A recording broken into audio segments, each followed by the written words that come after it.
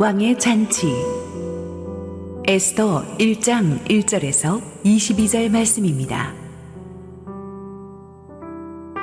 이 일은 아하수에로 왕 때에 있었던 일이니 아하수에로는 인도로부터 구스까지 127지방을 다스리는 왕이라. 당시에 아하수에로 왕이 수상궁에서 즉위하고 왕위에 있은 지 제3년에 그의 모든 지방관과 신하들을 위하여 잔치를 베푸니 바사와 메대의 장수와 각 지방의 귀족과 지방관들이 다 왕 앞에 있는지라. 왕이 여러 날 곧 180일 동안에 그의 영화로운 나라의 부함과 위엄의 혁혁함을 나타내니라. 이 날이 지남에 왕이 또 도성 수산에 있는 귀천간의 백성을 위하여 왕궁 후원들에서 7일 동안 잔치를 베풀세.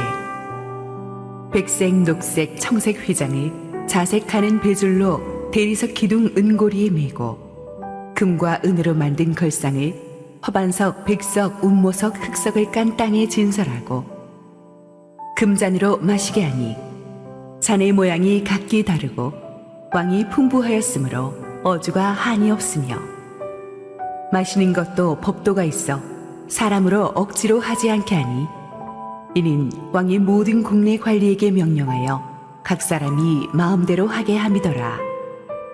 왕후 와스티도 아하수에로 왕궁에서 여인들을 위하여 잔치를 베푸니라. 제7일에 왕이 주흥이 일어나서 어전 넷이 무후만과 비스다와 하르보나와 빅다와 아박다와 세달과 가르가스 7사람을 명령하여 왕후 와스티를 청하여 왕후의 관을 정자하고 왕 앞으로 나오게 하여 그의 아리따움을 뭇백성과 지방관들에게 보이게 하라 하니 이는 왕후의 용모가 보기에 좋음이라. 그러나 왕후 와스티는 내시가 전하는 왕명을 따르기를 싫어하니 왕이 진노하여 마음속이 불붙는 듯하더라. 왕이 사례를 아는 현자들에게 묻되 왕이 규례와 법률을 아는 자에게 묻는 전례가 있는데 그때 왕에게 가까이 하여 왕의 기색을 살피며 나라 첫 자리에 앉은 자는 바사와 메대의 7지방관 곧 가르스나와 세달과 아드마다와 다시스와 메르스와 마르스나와 무무간이라. 왕후 와스디가 내시가 전하는 아하수에로 왕의 명령을 따르지 아니하니 규례대로 하면 어떻게 처치할까? 무무간이 왕과 지방관 앞에서 대답하여 이르되 왕후 와스디가 왕에게만 잘못했을 뿐 아니라 아하수에로 왕의 각 지방의 관리들과 뭇 백성에게도 잘못하였나이다. 아하수에로 왕이 명령하여 왕후 와스디를 청하여도 오지 아니하였다는 왕후의 행위의 소문이 모든 여인들에게 전파되면 그들도 그들의 남편을 멸시할 것인즉 오늘이라도 바사와 메대의 귀부인들이 왕후의 행위를 듣고 왕의 모든 지방관들에게 그렇게 말하리니 멸시와 분노가 많이 일어나리이다. 왕이 만일 좋게 여기실진대 와스디가 다시는 왕 앞에 오지 못하게 하는 조서를 내리되 바사와 메대의 법률을 기록하여 변개함이 없게 하고 그 왕후의 자리를 그보다 나은 사람에게 주소서. 왕의 조서가 이 광대한 전국에 반포되면 귀천을 막론하고 모든 여인들이 그들의 남편을 존경하리이다 하니라. 왕과 지방관들이 그 말을 옳게 여긴지라.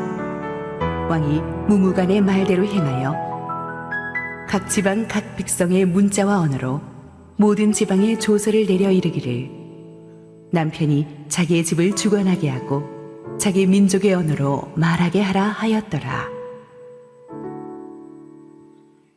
함께 기도하시고 말씀 보겠습니다. 아버지 은혜를 감사합니다. 오늘 하나님께서 주시는 은혜가 클 줄로 믿습니다. 부족한 종을 감추시고 우리 주님 홀로 영광 받으옵소서. 예수님 이름으로 기도했습니다. 아멘. 많은 사람들이 하나님이 없다고 생각하거나 하나님이 안 계신 것처럼 사는 이유는 하나님이 보이지 않으시기 때문입니다. 사실 눈으로 보는 것처럼 확실한 증거는 없는데 세상 문화는 다 눈으로 다 보이는데 하나님만 안 보여요. 그래서 이 현실이 암담하고 힘들수록 사람들이 하는 말이 하나님은 도대체 어디서 뭐라고 계신가? 내 기도를 듣고 계시기는 한 것인가? 하나님이 계신다면 세상을 왜 이렇게 엉망으로 방치해 두시는 것인가? 라는 말들을 자주 합니다. 우리 하나님을 믿는 크리스천들도 조금 그런 생각을 하는 것 같아요. 이렇게 교회 와서 은혜롭게 예배드리고 찬양할 때는 하나님이 좀 계신 것 같은데 막 내일부터 출근해가지고 그냥 그 이상한 상사한테 막 닥달당하고 진상 고객한테 말도 안 되는 컴플레인을 당할 때는 도대체 하나님이 여기 계신가? 확신이 안 서요. 광화문 앞에서 시도 때도 없이 일어나는 여러 시위들 가운데 또 권력 압투가 끊임없이 일어나는 정부기관들 속에서 또 돈과 음란 문화가 가득한 술자리 회식자리에도 과연 하나님은 살아 역사하고 계신 것인가? 아니면 하나님은 주일날 이 교회 안에만 계신 것인가? 이제부터 10주에 걸쳐 우리가 살펴보고자 하는 구약의 에스더서는 여기에 대해서 어렴풋이나마 해답을 줍니다. 에스더서는 성경학자들이 성경에 포함된 게 가장 미스테리라고 꼽아주는 책이에요. 왜냐하면 하나님이라는 단어가 한 번도 안 나와요. 성경에 이런 책도 드뭅니다. 왕이라는 단어는 100번이 넘게 나오고 왕의 이름도 30번 가까이 나오는데 어떻게 하나님이라는 단어, 여호와라는 단어, 주라는 단어 단 한 번도 나오지 않아요. 성경 66권 중에서 에스더서가 유일합니다. 그래서 학자들은 어떻게 성경의 책에 에스더서가 포함이 됐지? 라고 고개를 갸우뚱거릴 정도예요. 그런데 에스더서가 겉보기에는 그렇지만 또 하나님을 특별히 언급하지는 않는데 역사 속에 움직이시는 하나님의 손길이 가장 강렬하게 나타나는 책 중에 하나가 또 에스더서예요. 하나님이 전혀 관여하지 않는 사건 같은데 막 악하고 추한 역사의 사건들 속에서 정말 못된 인간들이 충동적으로 결정하고 저지르는 그런 일들도 궁극적으로 하나님의 아주 큰 마스터 플랜을 향해서 사용되는 하나님의 그 퍼즐 조각이다라는 것을 우리는 에스더서에서 확인하게 될 것입니다. 하나님은 어떤 역사의 사건도 버리지 않으시고 하나님의 백성을 지키시고 하나님의 뜻을 이루는 위대한 역사의 주관자이심을 우리는 에스더서를 통해서 확인하게 될 것입니다. 자, 먼저 에스더서의 그 시대 배경을 좀 살펴보면요. 당시 바벨론을 정벌하고 근동 전역에서 세계 제국의 패자가 된 페르시아 제국, 200년 동안 세계를 호령하던 이 페르시아 제국이죠. 본문의 첫 두 구절은 이 페르시아 제국의 왕 아하수에로 때 얼마나 페르시아가 컸는가를 보여주고 있는데요. 인도에서 구스, 오늘날의 이디오피아라고 성경은 간단하게 말하지만 지도 펼쳐놓고 보시면 정말 어마어마한 땅입니다. 인더스강 유역에 있는 현지에서 파키스탄부터 시작해서 쭉 서쪽으로 이렇게 눈을 돌려보시면 이집트, 이디오피아, 북쪽으로는 그리스 일부까지 모두가 페르시아 제국의 통치하에 있었다고 보면 됩니다. 그래서 이 전성기의 페르시아 영토는 오늘날 미국이 있는 북미 대륙 전체와 맞먹을 정도로 광대했습니다. 인구도 2천만에 이르렀고 황금의 제국이라고 할 정도로 재산도 많았습니다. 그리고 보유하고 있는 군대가 동원 가능한 병력이 100만 대군이었던 어마어마한 나라입니다. 이 대제국 페르시아의 기반을 닦은 사람이 다리우스 1세인데 에스더서는 바로 그 다리우스 1세 아들 아하수에로 왕의 통치 3년 차에 일어나는 사건입니다. 아버지 다리우스 때만 해도 제국을 20개로 나누었었지만 아하수에로 왕은 그것을 행정적으로 보다 세분화해서 127개도로 나누어서 각 도마다 총독을 두어 다스렸던 나름 행정 통치력이 뛰어났던 왕이었습니다. 그 아하수에로의 통치 전반기 주전 482년부터 473년까지가 그 한 10년 동안의 그 역사의 그 파란만장한 격동이 바로 에스더서가 다루고 있는 사건들이 2절에 보니까 수산궁이라는 겨울궁전에서 이 일이 일어났다고 했는데 제국의 수도가 3개 있었는데 왕이 추운 겨울에 그 머물던 궁전이었던 것 같습니다. 영어 성경에 보니까 Citadel of Susa라고 되어 있는데 요새라는 뜻이죠. 아주 방위 체제가 잘 갖춰진 곳인데 거기서 아하수에로 왕이 모든 제국의 총독들과 고위관리들을 초청해서 무려 180일 동안 잔치를 베풀었습니다. 6개월입니다, 여러분. 반년 내내 매일 잔치를 한 거예요. 이 정도 잔치를 하는 제국이 얼마나 많았겠습니까? 이때 초청된 인원이 어림잡아 VIP가 한 15,000명 정도였다고 합니다. 이 15,000명을 초대해서 최특급 시설에, 요즘으로 말하면 신라 하얏트 호텔 같은데 투숙시키고 그 다음에 그 수준의 사내 진미를 대접하면서 6개월을 했으니까 얼마나 이게 어마어마한 국가적인 행사였는지를 알 수가 있죠. 성경에는 나와 있지 않지만 이 어마어마한 잔치를 그냥 벌인 것이 아니고 아하수에로 왕의 무서운 정치적인 의도가 숨어 있는 잔치입니다. 이 페르시아가 대제국이었지만 사람의 욕심이 끝이 없다고 페르시아가 진정한 세계의 패자가 되려면 아직까지 무릎 꿇지 않은 단 하나의 오만한 나라 그리스를, 바다 건너 그리스를 항복시켜야 된다는 생각이 있었어요. 그런데 안타깝게도 그 자기 아버지 다리우스 1세 때 그리스로 진격했던 페르시아의 대군이 유명한 마라톤 전투에서 참패를 당하죠. 여러분, 한 번도 져본 적이 없는 사람이 지니까, 그것도 병력이 상대가 안 되는 적에게 지니까 너무 자존심에 상처를 입고 아버지가 그냥 화병에 걸려가지고 몇 년 있다가 세상을 떠났어요. 그러면서 우리 사극에 보면 나오듯이 아들아, 아비의 못다한 한을 풀어다. 저 바다 건너 그리스를, 그러면서 그렇게 가신 거죠. 그러니까 이 아들 아하스웨로가 이제 왕이 돼가지고 아버지의 못다한 한을 풀어드리리라. 그래서 아버지 때보다도 훨씬 더 확실하게 나는 준비하겠다. 듣도 보도 못한 어마어마한 대군을 수백 척의 함대에 싣고 가서 저 그리스를, 오만한 그리스를 완전히 초토화시키고 다시는 세계 그 누구도 페르시아에 대항할 꿈도 못 꾸게 할 것이다. 이를 준비하기 위해서 바로 이 잔치가 시작된 거예요. 그러기 위해서는 페르시아 전역의 병력과 물자를 동원해야 되니까 페르시아 전역의 총독과 귀족들의 협조가 굉장히 중요했겠죠. 그런데 그냥 무섭게 명령만 해서 되는 게 아니니까 당근과 채찍을 위해서 일단 이 사람들을 막 어마어마한 초특급 잔치로 초대한 거예요.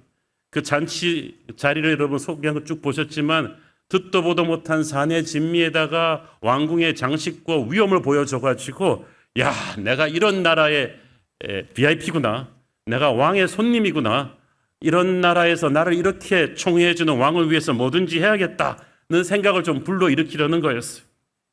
6개월 동안 한꺼번에 전국의 총독들을 불러오면 안보 공백이 생기니까 아마 로테이션으로 했겠죠.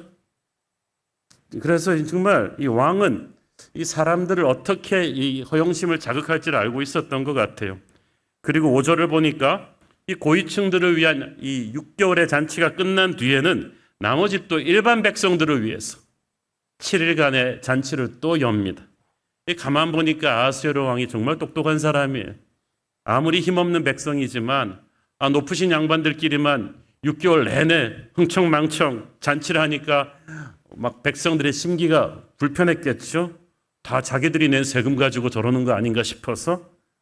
그런데 사실 이 큰 전쟁을 치르려면 나가서 싸워야 될 건 백성들의 자식들이거든요. 그들의 세금이거든요. 그러니까 왕이 안 되겠다 싶어서 이번에는 백성들을 위해서 또한 7일 동안에 그냥 또 어마어마한 잔치를 해줍니다. 끝도 없이 먹고 마시게끔. 그러니까 막 백성들은 순진해갖고 막 감격하죠. 폐하의 은혜가 하회와 같사옵니다. 그러는데 다 자기들이 낸 세금인데도 말이죠. 막 좋아하고, 조금 있으면 그 왕이 자신들의 자식들을 군대로 끌어가고 자신들의 식량을 가지고 이 전쟁을 치를 것인데, 여러분, 이게 세상 권력의 실체입니다. 권력은 철저하게 우리를 이용하죠. 그래서 이용하기 전에 당근을 주는 거예요. 그래서 권력자들, 유명한 사람들의 모임에 초대받는 거 너무 좋아하지 마세요. 그분들 옆에 가서 셀카 찍고 뭐 헤드 테이블에 앉고 악수 몇 번 하고, 그리고 그 사진 막 집에 와서 막 갑옷처럼 보관하고 이런 거 하지 마세요. 왜냐하면 권력자들이 여러분에게 베푸는 것은 전부 다 청구서가 있는 거죠. 사람들은 거기에 줄을 서려고 하지만 권력자들이 얼마나 무서운지를 몰라서 그렇습니다. 그들과 함께 밥 한 번 먹은 값, 사진 한 번 찍고 악수 한 번 하는 대가가 얼마나 큰지 청구서 날라올 때 알게 될 거예요. 그러므로 세상 권력도 하나님이 허락하신 것이기 때문에 우리가 뭐 무시하면 안 되고 존중해 줘야 되지만, 권력에 대해서 환상을 가져서는 안 된다는 거예요. 정권 바뀌면 또 뒤돌아서 해야 되거든요. 아하스웨로 왕은 정말 대제국의 왕이라는 교만에 도취되어 가지고 엄청나게 잔치를 열고 전쟁 준비를 했는데 사실은 안 해도 되는 전쟁을 한 거예요. 그리스는 병력은 작았지만 자기의 고향을 지키기 위해서 목숨을 건 사람들이었고 지금 러시아와 우크라이나 비슷한 거예요. 인구나 모든 게 압도적이었지만 이들의 교만과 정복력은 결국 허무하게 끝나게 됩니다. 얼마 후 벌어지게 될 그리스 침공 전쟁에서 페르시아 해군은 살라미스 해전에서 그리스 함대에게 아주 참패를 당하고 그 다음에 육지의 전투에서도 무너지죠. 여러분 유명한 영화 300 아시죠? 스파르타의 300 용사가 좁은 채널에서 페르시아의 100만 대군을 맞았었다는 그 전설 같은 전투가 일어난 것도 이쯤이에요. 그리스의 목숨을 건 항전에 페르시아는 무참하게 패배하고 수십만의 대군을 제물로 바치고 물러나게 됐죠. 아하스웨로 왕의 이 교만은 그렇게 부서진 거예요. 잠언 16장 18절을 보십시오. 교만은 패망의 선봉이요 거만한 마음은 넘어집의 앞잡이니라. 그래서 이 지도자의 자리에 있는 사람들이 힘이 있을 때 조심해야 돼요. 너무나 조심해야 돼요. 그걸 모르고 반드시 자기 힘을 휘둘러서 약자를 짓밟고 싶어하는 세상 권세들은 얼마나, 특히 하나님의 뜻을 거스리는 세상 권세자들이 얼마나 무참하게 무너지는가를 성경은 보여주고 있잖아요. 라이벌이 없던 이집트의 전차대가 굳이 애굽 땅을 떠나는 모세와 민간인들을 죽이겠다고 그렇게 아기처럼 달려들다가 거의 9,000승에 가까운 전차대가 홍해바다에서 수장되고 말지 않습니까? 고대사에 아주 극히 드문 대패배죠. 바벨론의 느부갓네살 왕도 교만하니까 하나님이 치셔가지고 정신병자가 돼서 7년 동안 헤매었고, 신약에 나오는 헤로드 왕도 교만하니까 하나님이 치셔서 병으로 금방 죽잖아요. 인간은 권력의 자리에 마약처럼 도취하면 안 돼요. 인간은 인간을 다스릴 자격도 능력도 없고 오직 하나님이 위임해 주신 권위를 일정 기간 동안에 받아서 쓰는 거기 때문에 여러분 중에 혹시 높은 자리 가시는 분들, 관직에 가시는 분들, 기업체에서도 높은 자리 가시는 분들 항상 겸손하십시오. 자리에 도취돼서 사람 변하지 마세요. 제가 아는 목사님이 수년 전 얘기인데 청와대에서 물러난 지 얼마 안 되는 전 대통령 위로 신방을 갔다 오셨어요. 그래서 그분이 어떠셨어요? 요즘 그랬더니 목사님 그 양반 눈빛이 선해졌어요. 자리에서 내려오니까 눈빛이 선해졌다는 거야. 그런데 제가 그 말이 무슨 말인지를 알아요. 대통령은 아니었다고 해도 전직 장관이나 또 기업체 이렇게 전문 경영인 하다가 물러나신 분들 다 보면은 자리에서 물러나니까 눈빛이 선해져요.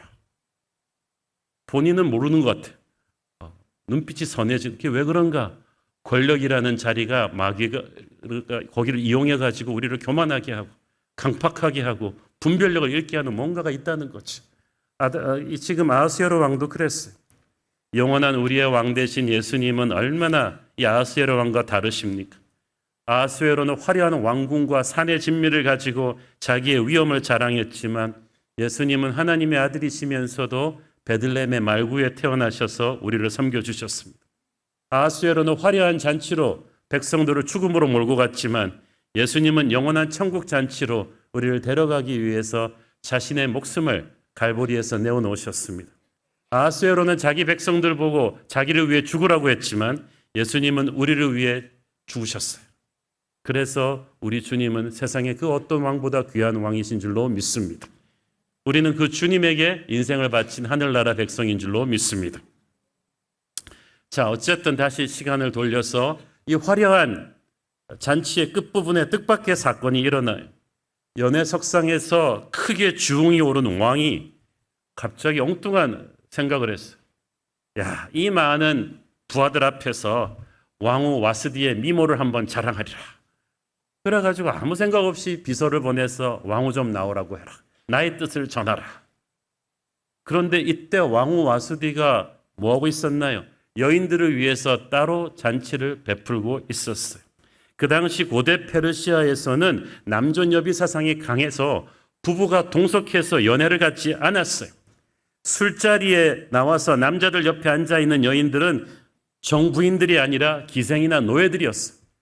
그런 법도가 페르시아에는 있는데 왕이 아무 생각 없이 그걸 깨버리고 야야 왕후 좀 나오라 그래라. 술김에 그걸 시킨 거죠. 왕이 술에 취해서 분별력을 잃지 않았다면 절대 해서는 안 돼. 무례한 요구를 한 거죠. 그 오만한 마음에 분별력을 잃은 거예요. 여러분 아직도 술 못 끊고 있는 분들 잘 들으세요.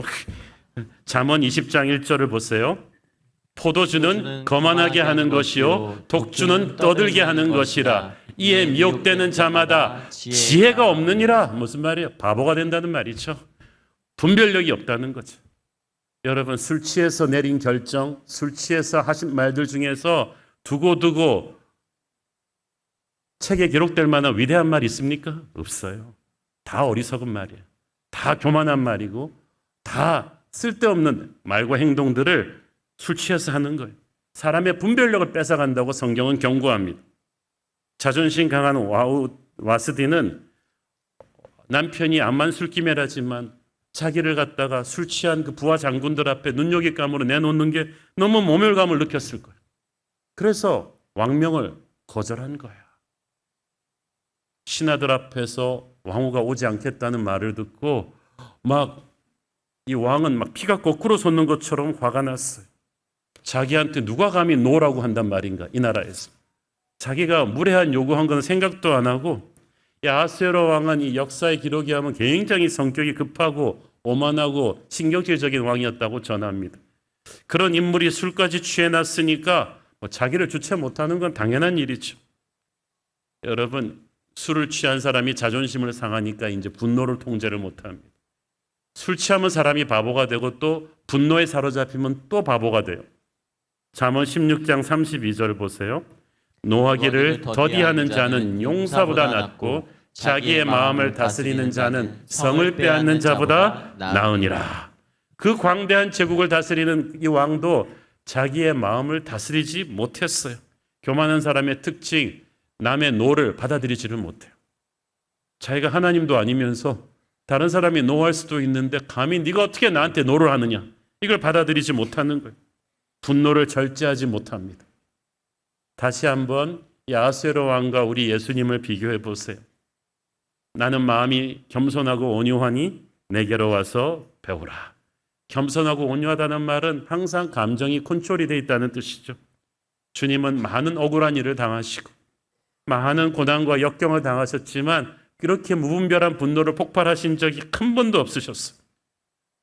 무례한 사람들이 수없이 그를 거절할 때도, 저와 여러분이 그의 초대를 거절했을 때도 주님은 기다려주시고 인내해 주셨죠. 교만해서 분별력을 잃어버린 자는 성급합니다. 진노한 왕은 기다리지 않았어요. 그 자리에서 복수의 칼을 빼들었습니다. 13절에 보니까 왕이 사례를 아는 현자들을 불러서 자문을 구했다고 했어요. 페르시아에는 왕의 자문관 팀이 있었어요. 중요한 국가 운영 결정을 할 때 자문하는 최고 7명으로 구성된 두뇌 집단인데 성경은 이들을 와이즈맨, 현자라고 표현했습니다. 아무리 화가 나도 왕후에 대한 문제를 결정할 때 그냥 자기 마음대로 할 수 없으니까 이 자문단에 조언을 구했는데, 이 자문단은 많이 아는 학자들이지만 동시에 정치 감각이 비상한 사람들이거든요. 어릴 때부터 왕세자 때부터 왕을 봤기 때문에 왕의 성격을 너무나 잘 알아요. 이미 술 취했죠. 자존심 상했죠. 화는 머리끝까지 나 있죠. 이런 왕이 마음속에 이미 어떤 결론을 내려놨는지 다 알고 있는데 거기다가 왕이 기분 상할 조언을 할 수가 없어요. 왜냐하면 페르시아의 왕은 직결 처분권이 있어서 자기 마음에 안 드는 신하를 그 자리에서 죽일 수도 있는 사람이거든요. 그래서 가장 눈치 빠른 무무간이라는 사람이 척 나서서 왕이 꼭 듣고 싶어하는 정말 명분을 딱 만들어주죠. 왕이시여, 화내실만 합니다. 이렇게 남편의 말을 무시하는 부인을 그대로 놔두면 앞으로 온 나라의 여자들이 남편 권위를 우습게 할 것입니다. 그럼 앞으로 우리가 어떻게 살겠습니까? 그래서 일벌백계 하셔야 됩니다. 왕후의 위를 폐하셔야 됩니다. 그러면 모든 제국의 여인들이 남편 무서운 줄을 알 것이고, 그래야 나라 질서가 잡힐 것입니다. 참 이 왕과 왕후의 술 취한 왕과 왕후의 문제를 단순한 부부간의 불화로 보는 게 아니라 이걸 막 국가 전체의 질서를 붕괴시키는 사건으로 막 비약시킨 거지. 사실 이거는 좀 지나친 비약이죠. 뭐 와스디가 평소에 남편한테 불순종하고 그렇다는 기록도 없고 사실 술 취한 남편이 몰상식한 요구를 한 것인데 그런 건 다 싹 편집해버리고 이거는 그냥 국가 질서를 흔드는 일이다. 그래서 왕에게 명분을 실어준 거죠. 갑자기 이제 일이 커졌어요. 참 가만 보니까 이 지식이란 것도요. 어떻게 쓰는가에 따라서 양날의 검이에요.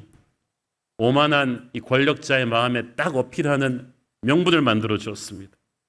사실 아무리 왕이 술 취하고 화가 나 있다 할지라도 신하들이 조금 왕의 감정을 가라앉히고 시선을 딴 데로 돌리면서 이렇게 했더라면 왕의 분노를 누그러뜨릴 수도 있었어요. 이를 이렇게 키울 일이 아니에요. 그런데 취중에 벌어진 이 사건을 이렇게 큰 사건으로 키워서 된 것은 사실은 궁중의 신하들과 왕후 간에 보이지 않는 권력 다툼도 있었다고 합니다. 이 왕후 와스디가 보통 카리스마 있는 여인이 아니었다는 거예요. 그래서 평소 왕후의 정치적인 영향력에 반감을 가진 신하들이 많았는데 이 오늘 조언한 무무간이 그중 대표적인 인물이었다는 거죠. 그래서 이 왕후가 실수한 이 기회를 이거는 천우신조라고 생각해서 이걸 크게 확대시킨 거죠. 세상의 정치란 게 좀 그렇습니다. 이렇게 체계적으로 이렇게 진행된다기보다는 보통 이렇게 평소에 쌓인 앙금이 어떤 우연찮은 계기에 폭발하는 경우가 굉장히 많거든요. 그래서 이 순식간에 단 몇 시간 만에 모든 여인들의 위에 있던 왕후가 폐위당해 버렸어요. 여기서 우리는 세상 권력이 얼마나 허무한가, 얼마나 불안전하고 불안한 것인가를 볼 수가 있죠. 왕후가 간택되는 과정은 1년 가까이 걸린 아주 까다로운 과정인데 추락하는 건 딱 몇 시간이었어요. 왕후 와스디는 정말 청천벽력이 따로 없습니다. 자기는 그냥 술 취한 남편의 몰상식한 명령을 거절한 것뿐인데 일이 이렇게까지 커질 줄은 몰랐을 거예요. 오히려 남편이 술 깨고 나서 자기한테 사과할 줄 알았는데 몇 시간 만에 자기의 운명이 이렇게 곤두박질 칠 줄 누가 알았겠습니까? 그 당시 폐위된 왕후의 운명은 처참하죠. 아주 차가운 외지로 보내져서 쓸쓸하게 인생을 살아야 했고 주변에 그토록 많았던 사람들이 순식간에 다 사라져 버렸어요. 여러분, 세상 권세가 이렇게 허무합니다. 이해할 수 없는 억울한 이유로 순식간에 모든 걸 다 잃을 수 있는 게 세상 권세이기 때문에 다시 말씀드리지만 세상 힘 있는 자들에게 너무 줄 서지 마십시오. 너무 믿지 마세요. 그 사람들과 친분이 있다고 너무 자랑하고 다니지 마세요. 하루아침에 이게 어떻게 될지 모르거든요. 변함없이 우리를 붙드시는 하나님한테만 줄 서시기 바랍니다. 그뿐이 아닙니다. 아수르 왕의 신하들이 22절을 보면 여기다 한술 더 떠갖고 왕이시여 이참에 제국의 모든 남편들이 그 집을 주관하게 하고 안 그래도 남존여비 사상이 강한 나라에 남편의 권위를 확실하게 두고 자기 민족의 언어대로 말하게 하소서. 이 말은 무슨 말이냐 하면 페르시아 제국이 크기 때문에 여러 언어를 갖고 있었어요. 그래서 뭐 인도 쪽에서 온 사람 인도어, 아랍어 막 다 섞어서 썼고 우리나라도 보면 국제 결혼하신 분들 보면은 집에서 영어 쓰기도 하고 한국말 쓰기도 하잖아요. 편한 대로. 그런데 앞으로 그렇게 하지 말자는 거죠. 아내는 무조건 남편의 언어를 따라 말하게 합시다. 정말 왕후를 폐위시킬 명분을 만들자니까 말도 안 되는 남존여비 정책을 또 확고하게 붙잡아 놓은 거죠. 세상 법이라는 게 이렇게 아무 이해가 안 되는 비상식적인 과정을 통해 만들어지기도 해요. 자, 이렇게 해서 왕후가 폐위가 돼요. 그리고 이렇게 해서 공백이 된 자리를 다음 주부터 우리의 주인공 에스더가 메우게 되는 거죠. 자, 그렇다면 이 혼란스러운 KBS 아침 막장 드라마 같은 이 세상 역사는 왜 성경에 있는가? 이걸 가지고 우리가 큐티를 어떻게 할 것인가? 도대체 하나님의 백성들과 무슨 상관이 있는가? 지금까지 봐서는 잘 모르겠죠. 그렇죠? 에스더서가 에스라 느헤미야 시대와 비슷한 페르시아 제국 시대의 이스라엘 민족의 역사인데 이때는 이스라엘이 나라가 망해가지고 바벨론으로 페르시아로 포로로 끌려갔다가 이제 돌아오는 시대예요. 그래서 그때는 많은 사람들이 도대체 이때도 하나님이 이스라엘과 함께하고 계셨는가를 묻던 때죠. 특히 에스더서가 일어난 타이밍은 그렇게 포로로 잡혀온 사람들이 이스라엘로 돌아가는 게 1차 포로 귀환이 있었고 2차 포로 귀환이 있었는데 1차 포로 귀환으로 사람들이 먼저 가서 성전도 세우고 이제 언약 공동체로 다시금 위상을 회복하던 때가 좀 지나고 나서 생긴 게 에스더서 사건이에요. 그러니까 어떻게 되겠어요? 1차 포로 교환 때 못 돌아가고 어쩔 수 없이 페르시아에 남아있던 사람들은 자기들은 버림받은 사람들 같은 느낌이 드는 거예요. 예루살렘으로 돌아간 귀한 자들만 하나님의 뜻 안에 있고 자신들은 하나님이 버린 것이 아닌가 하는 생각을 많이 하게 되었어요. 그런데 에스더서가 그게 아니라는 걸 보여주죠. 이제 에스더서 2장 이후로 가면 알게 되겠지만 오늘의 이 사건으로부터 한 10년 뒤에 어마어마한 먹구름이 유대인들에게 몰려오죠. 페르시아 제국 내의 권력자 하만이 모든 제국 내 유대인들을 몰살시키려는 무시무시한 음모를 진행시킵니다. 그런데 그 하만의 음모가 있기 10년 전에 오늘 이 수상궁에서 왕후 와스디가 반나절 만에 폐위됨으로 말미암아 하나님의 사람 에스더가 그 공백을 메꿀 수 있는 계기가 만들어진 거예요. 그러니까 여러분, 하나님의 백성을 몰살시키려는 사탄의 계획이 10년 뒤에 오는데 하나님은 한 수 앞서서 그 사탄의 계획을 무마시킬 놀라운 플랜을 준비하고 계셨던 거죠. 에스더서 1장은 이 하나님의 놀라운 구속 드라마를 위해서 하나님께서 이 말도 안 되는 페르시아 권력층의 심장부의 역사를 어떻게 준비하셨는가를 보여주는 거예요. 이런 구속자적인 시각이 없이 오늘 같은 스토리를 읽으면 얼마나 혼란스러워요. 이거는 완전히 페르시아 제국 왕실의 거대한 룸살롱 같은 호화롭고 퇴폐적인 파티 얘기, 술 취한 절대 권력자의 몰상식한 요구, 부인을 무시하는 남편, 자존심 강한 부인의 거절, 사악한 신하들의 정치적인 그릇된 충고, 이로 인해서 막 폐위되는 왕후, 이거는 막장 드라마에 이런 것도 없는 일들이 막 반나절도 못 돼서 이루어지는데 이 모든 혼란스러운 일들이 하나하나 놓고 보면 이게 성경에 왜 있지 할 정도로 어지럽지만 이게 하나님의 크신 섭리 안에 들어있었다는 거죠.